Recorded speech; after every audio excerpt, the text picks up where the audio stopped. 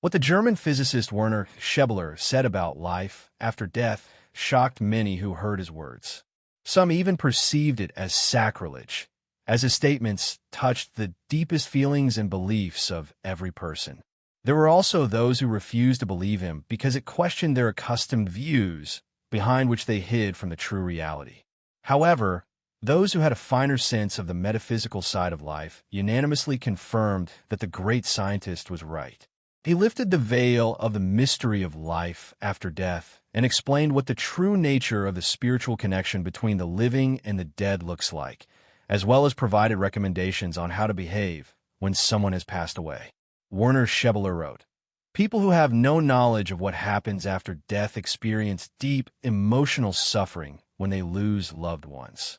The lives of these people lose their meaning, and some of them, who cannot find comfort, attempt suicide, but that is not the case. It is much more complicated and, at the same time, more mysterious." The scientist also emphasized that the universe is not as simple as passionate materialists want to imagine, who in reality do not believe in the exclusivity of matter, but are rather afraid to admit that behind the visible world there is another realm with its own laws. Werner Schebeler explained, "Note, the more vile and insignificant a person is, the more harm they cause on earth, the more certain they are that there is no afterlife. This is no coincidence. The fear of punishment for their sins makes them ignore another reality. Conversely, the more spiritual a person is, the more attentively they engage with metaphysical questions, including considerations about life after death and all the phenomena associated with it."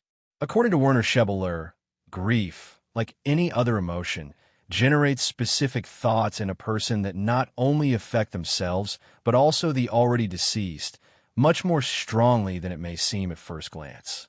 Moreover, this can sometimes have tragic consequences.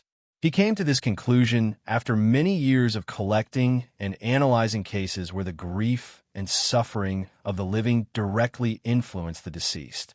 According to Werner Schebeler's statements, many people are convinced that a person ceases to exist after death and loses any ability to feel. However, the physicist believed that death is not the end, but merely a transition from one phase of existence to another. In dying, we enter a new world, where we have different tasks to accomplish. In this realm, we can no longer continue our accustomed earthly lifestyle, but does this represent a catastrophe? So what made the scientist so certain that there is life after death? According to the physicist, this is shown, among other things, by the possibility of communication with the deceased under certain conditions. Such contacts not only allow us to get an idea of life after death, but also to experience the feelings and experiences of the deceased. Werner Schebeler claimed that research in this field shows that our thoughts can reach the deceased, triggering joy or sadness in them, and influencing their transition from one form of existence to another, either supporting them or, conversely, hindering them. These ideas are also supported by the well-known researcher of the phenomenon of life after death, Dr. Raymond Moody. In his books, he describes how thoughts and prayers for relatives have a strong influence on the dying process. He cited examples where terminally ill patients stated that the prayers of their family members prevented them from peacefully transitioning to the afterlife. For example, he reported a case with a woman's aunt who was seriously ill and suffering from incurable disease. However, since she was very loved by her relatives and friends, they prayed for her. This led to her experiencing clinical death multiple times and being brought back to life through the efforts of the doctors and the prayers of her family. But after her next return, she tearfully said, "I was there, where I felt good. I wanted to stay in this world, but your prayers keep me here. Understand, I love you all too, but my time has come, and nothing can change that. Please let me go. Stop praying for my return." Her relatives and friends fulfilled her wish, and the next day, she left life. A similar case was described by the medium Maria Silbert, who lived in Austria. During her sessions with the deceased, a gentleman, a local official who had been suffering from a severe illness, frequently appeared. One day, she noticed that he had stopped attending her sessions, and she realized that he had already left life. After some time, This man returned, but from a different realm of existence, and made himself known from the afterlife. What made this man want to contact the medium? He was concerned about his 60-year-old physical body and said, "It is difficult for me to free myself from it. I understand that your tears are tears of love and loss, but they cannot bring me back. It is impossible. At the same time, they prevent me from completely freeing myself from the material bond to the earth. Show me one last act of love. Let me go. Just think of me, but do not mourn."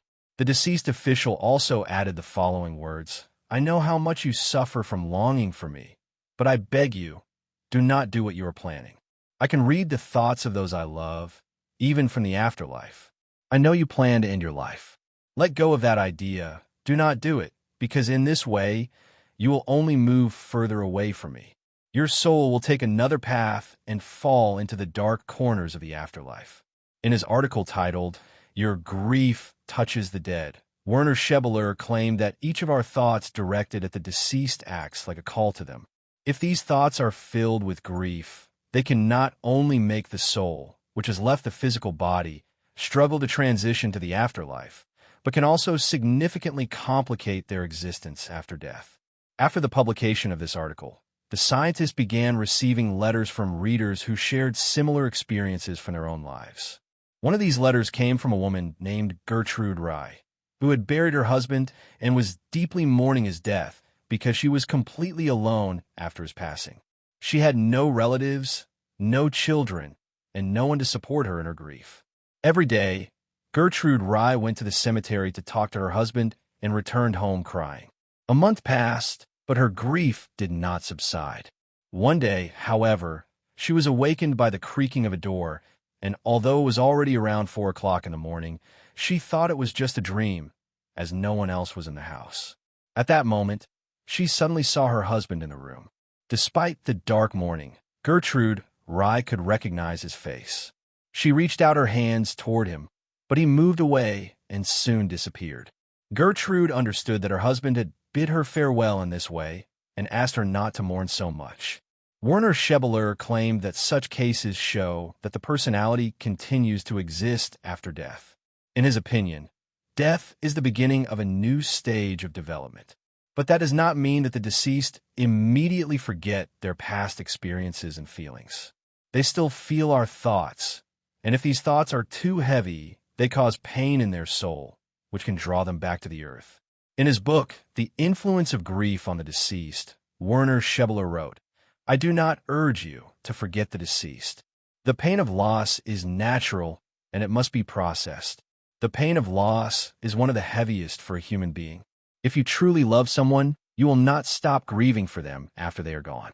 But precisely because you love them, show them a little more love and let them go. Tears will not help, but harming the soul of the deceased is very easy. Instead of grieving, wish them all the best for their new life with love and pray for them.